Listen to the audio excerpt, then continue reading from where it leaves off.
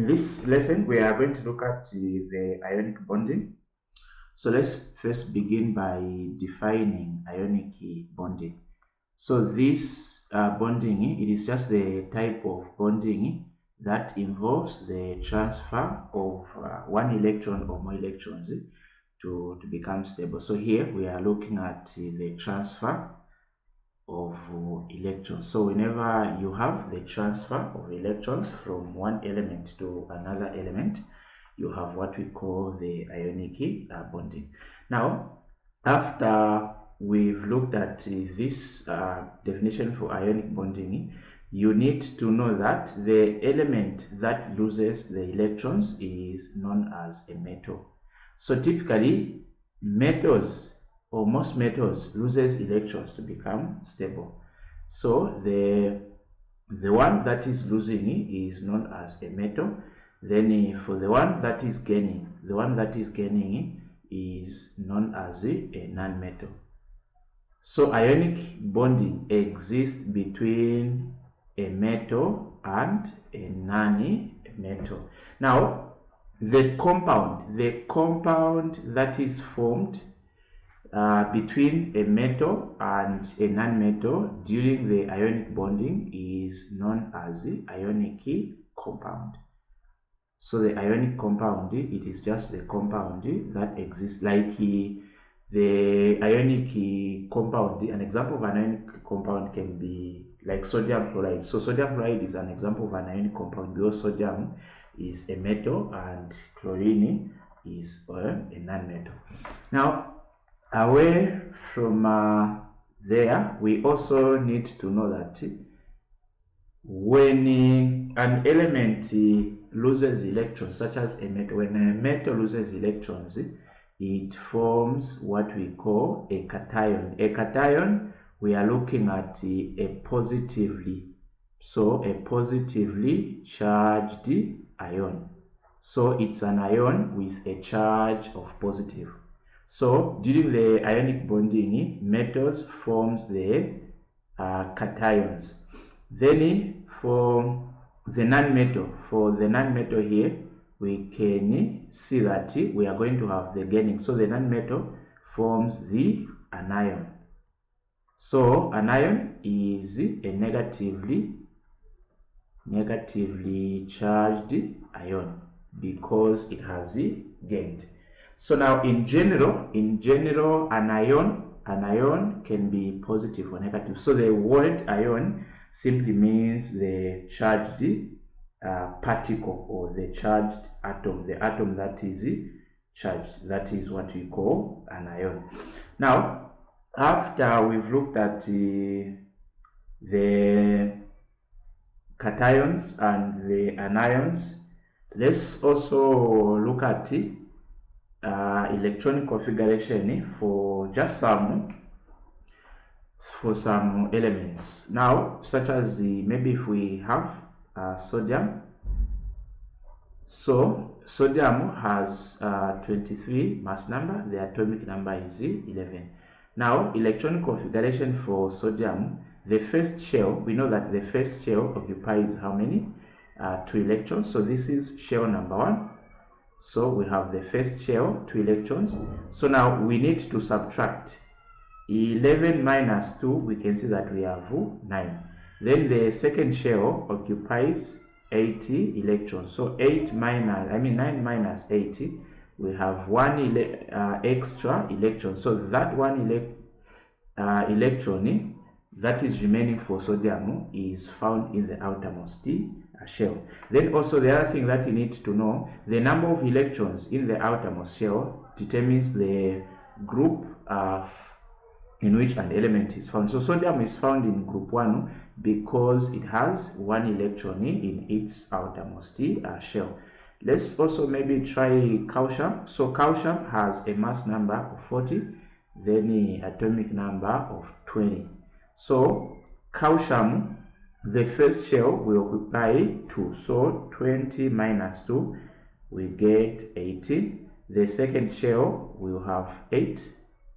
So 18 minus 8, we have 10. The third shell occupies 18 electrons. Now what happens is after the first 8 electrons are filled, the other electrons are transferred into the fourth shell. So we can just consider it to be the third shell also occupies 8 electrons. So we can see that the outermost shell of calcium will have 2 electrons. So therefore we can see that calcium is found in group 2 because it has 2 electrons in its outermost shell. Let's also use aluminium. Aluminium has 27, that mass number, 13 the atomic number. So first shell we have 2 electrons, 13 minus 2 we have 11.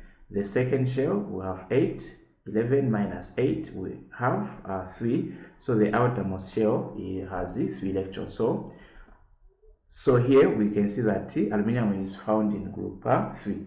Now, apart from knowing the group and the where we can come up with the electronic configuration, the other thing that we know is for sodium to be stable, it needs to lose 1 electron. So the number of electrons in the outermost shell are those electrons that can be lost, as long as if we are talking of a metal. Maybe let's have a picture of a non-metal. Let's say we have Cl, chlorine, so 35.5, then here we have 17. So we have first shell 2 electrons, so we subtract 2 electrons, we get 15. The second shell will occupy 8, so 15 minus 8, then the outermost shell will have 7. So we can see that we have 7 electrons, and chlorine is found in group 7. Then the other non-metal that we can look at is oxygen, with a mass number of 16 and the atomic number of 8. So here we can see that the first shell will occupy 2, 8 minus 2 is 6. So the outermost shell of oxygen will carry a 6 electrons. Now, so this is what we call the electronic configuration. So the other thing, how are we knowing that this shell occupies this number of electrons? So you use this formula.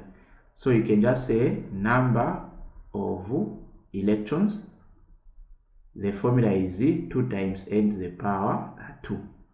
So for the first shell, like we are saying, for the first shell, if you want to know the number of electrons that can be occupied by the first shell, where there is n is equal to 1. So where there is n, you substitute with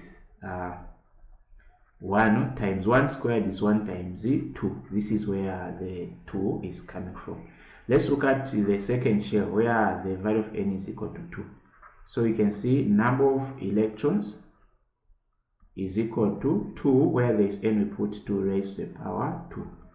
So 2 times 2 is 4, times 2 is 8. That's why we are saying the second shell occupies 8 electrons. So this formula can be used to determine the number of electrons that can be occupied by a certain shell, as long as you know the positioning of that shell.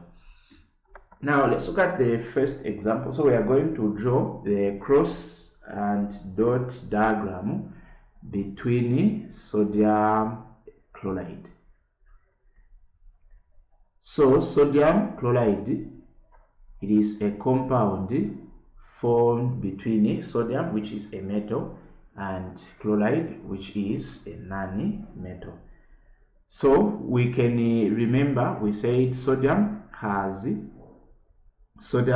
the configuration of 2,8,1. Then chlorine has 2,8,7. So let's begin. Let's draw the atomic structure for sodium. So we are going to have 3 shells.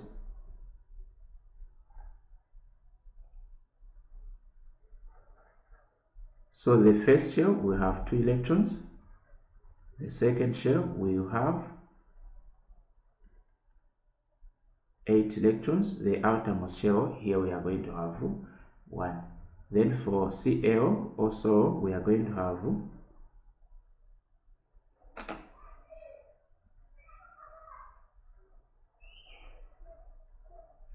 we are going to have 2 in the first shell, 8 in the second shell, and 7 in the third shell. Now here, these 2 atoms are not stable. The sodium and the chlorine atoms are not stable. That's why they are now atoms, they are neutral. They are not stable, they are neutral. Now, we are expecting this 1 electron of sodium to be transferred into the atom of chlorine. So here, we are going to have sodium. Now, for this party, I'm just going to draw the first and the second shell, because we know that the third shell has lost that 1 electron. So you can see that we have the second shell with 8 electrons. Now the atom is now stable.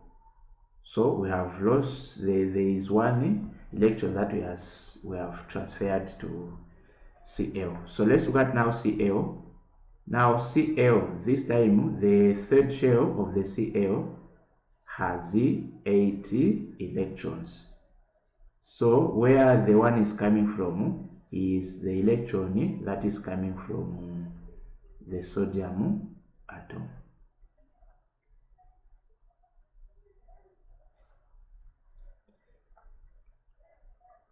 Okay, so now after we've done this bonding, we need to assign the charges.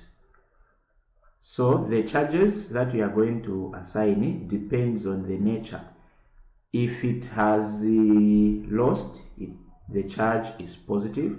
If it has gained, the charge is negative. The charge is negative. So now also you need to look at the number of electrons that has been given out. So since it's 1, we are just going to have positive 1. And since chlorine has gained 1, we are going to have negative 1. So now this time sodium is no longer known as sodium atom. This time it is known as the sodium ion. The reason is because it is now stable. Then here we are going to have chloride ion, because also it is stable. So whenever the elements are stable, after the gaining or losing of electrons, they form what we call the ions. So this is now a cation because of positive charge. Then here we have what we call an ion because of the negative charge.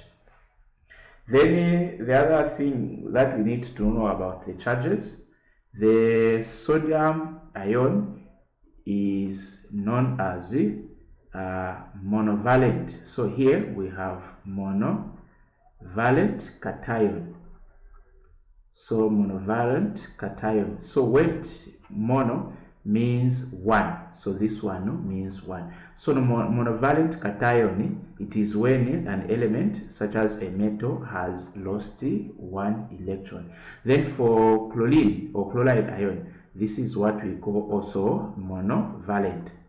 So this is also a monovalent, but this time this is a monovalent anion because it has gained 1. So whenever you see mono in terms of bonding, mono represents there is a loss of 1 or a gain of 1 electron for that to be stable.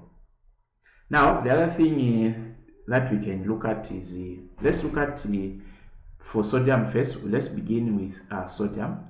Before the bonding, the protons were 11. So we had 11 protons and also 11 electrons. So the number of electrons must be equal to the number of protons before a chemical bonding has occurred. So before the occurrence of the bonding, these two, subatomic particles must be equal to each other. So that if we do mathematics, if we say positive 11 minus 11, we are going to have 0. That's why you say an atom is electrically neutral. The reason why it is electrically neutral, because the number of protons equals the number of electrons. Or we can say when the number of electrons equals the number of protons, the atom is electrically neutral. Now, what happens if that particular element undergoes bonding? So this time, what you have to know is the number of protons does not change. The number of protons will remain the same. But for electrons, since sodium has lost, we are going to have 10 electrons. So we can see that the number of protons are greater than the number of electrons. So meaning, if we do mathematics, if we do positive 10 minus 10, we are going to have positive 1. This is where this positive is coming from. So the positive indicates that there are an extra proton in sodium ion. Then for chlorine, we can see that before the bonding there were 18 proteins, and also we had 17 electrons. So you can see that if we do mathematics, we are going to have a neutral atom. Now, after bonding, the protons remain 17. We say the number of protons does not change. Now for electrons, we can see that the electrons becomes 18 because it has gained 1. So we can see that if we do mathematics, we are going to get -1. There is an extra electron in a chloride ion. So overall, what I'm saying is when an element has lost, their charge is positive because the number of protons exceeds the number of electrons. While if an element has gained, it forms a negative charge because the number of electrons these times is greater than the number of protons. So that is how the charges comes into existence. Okay, let's have the second example. This time we are going to have calcium chloride.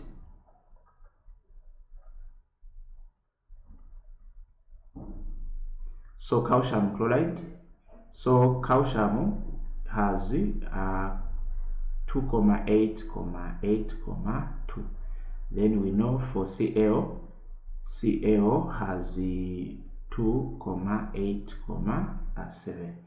So calcium chloride, let's begin by calcium. Now, because of time, what I'm just going to do is I'm just going to consider the outermost shell, since the other shells, apart from the outermost shell, the other shells does not take part in a chemical bonding.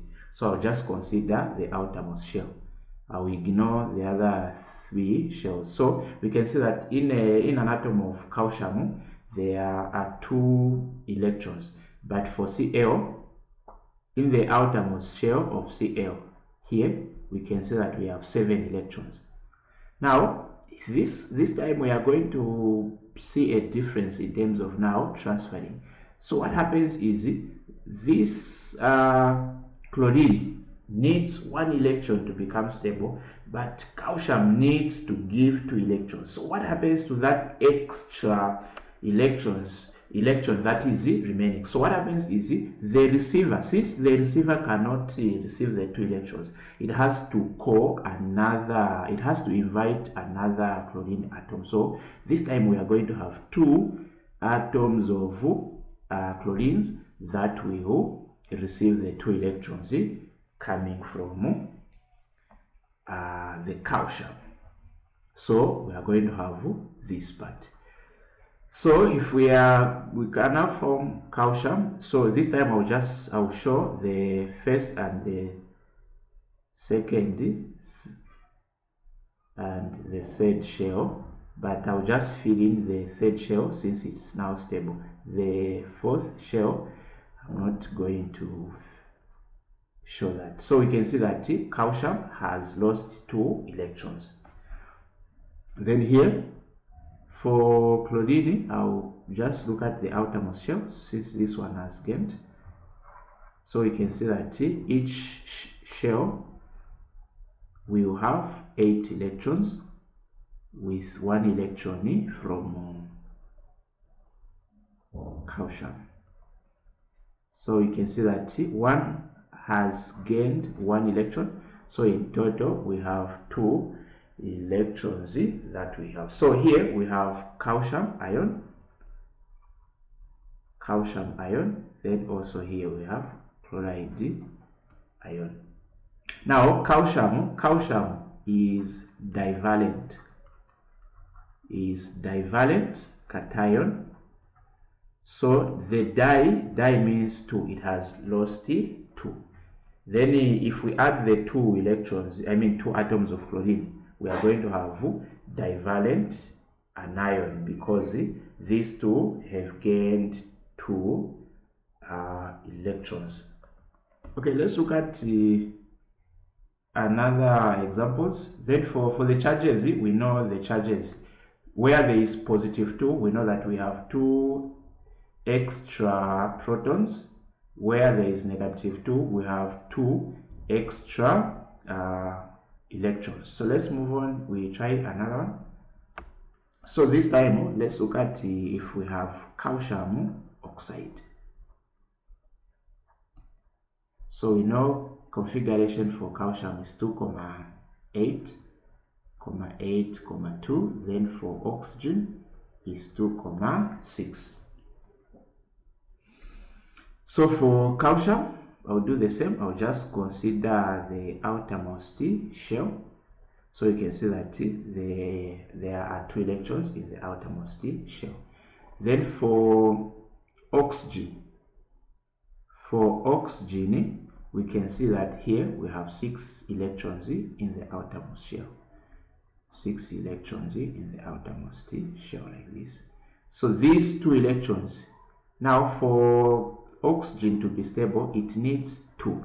This time there will be nothing like oxygen inviting another oxygen atom.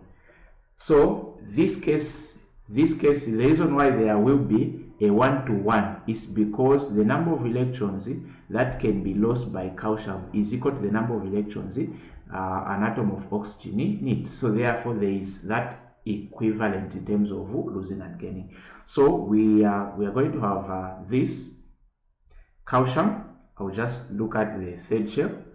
We know that since the fourth is removed, we are looking at the third shell. So here we can see that we have 8 electrons on the third shell. Okay, like this. So plus 2. Then we are going to have also, I'll just look at the outermost shell for oxygen. Then the 2 electrons. So here we can see that we have negative 2. So we have calcium ion since it's stable, and oxide ion since it is also stable. Calcium divalent, remember, because it lost 2. Then cation. Then for oxide also it's divalent because it gained 2, but it's divalent anion. So anion gains cation, loses. Then the other thing, for a chemical formula, we can see that calcium is in group 2, it has a valence of 2. Oxygen is in group 6, it has a valence of 2. So we can just cancel, and we can see that the chemical formula for calcium oxide is like this. So there is 1, also here there is 1. So you can see that there is 1-to-1. Okay, let's have another one. This time let's look at Okay, aluminium, chloride. So aluminium has 2,8,3. Chlorine has 2,7, sorry, 8, then 7. So for aluminium, we can see that the outermost shell of aluminium has 3 electrons. Then for chlorine, we know that the outermost shell of chlorine has 7 electrons. So we can see that if 1 electron is being transferred to an atom of chlorine, there are 2 more electrons that should be transferred. So the chlorine should invite 2 more atoms. So we are going to have another atom of chlorine, then another atom of chlorine. So the inviting does not only occur when the receiving is less. It can also occur if the giver is giving less than the needed by the receiver, then the giver must invite another atom. So we can now draw aluminium here. So I'm going to draw the second shell for aluminium because the third shell is no longer important. So we have 8 electrons. So aluminium is stable and it has given 3. Then for Cl,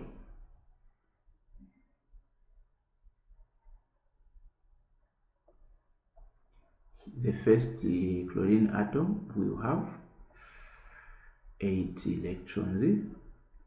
The other one will also have 8 electrons, and the third one will also have the same.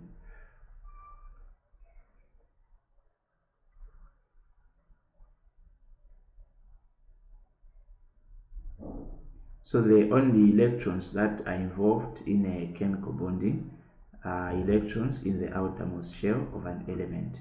So here we are going to have -3. So we can see that we have aluminium chloride, but in terms of ion, we have aluminium ion. Now this time, this is what we call a trivalent. Tri means 3 cation, so aluminium has lost 3. Then also we have chloride ions. Then the other thing, let's form the chemical formula. How many atoms of aluminium do we have? We have 1. Then how many atoms of chlorine do we have? We have 3. So the chemical formula for aluminium chloride is 3. So this is what these numbers, the subscript means. So the subscript tells us the number of atoms of that particular element needed to satisfy the other element. But this one also, we form the compound such as this one by, we know that the valence number for aluminium is 3, the chloride is 1. So if we swap the numbers, we can still get this. Okay, so let me give you maybe a question that you can do on your own. Let's say if you want to draw a dot and a cross diagram of aluminium oxide.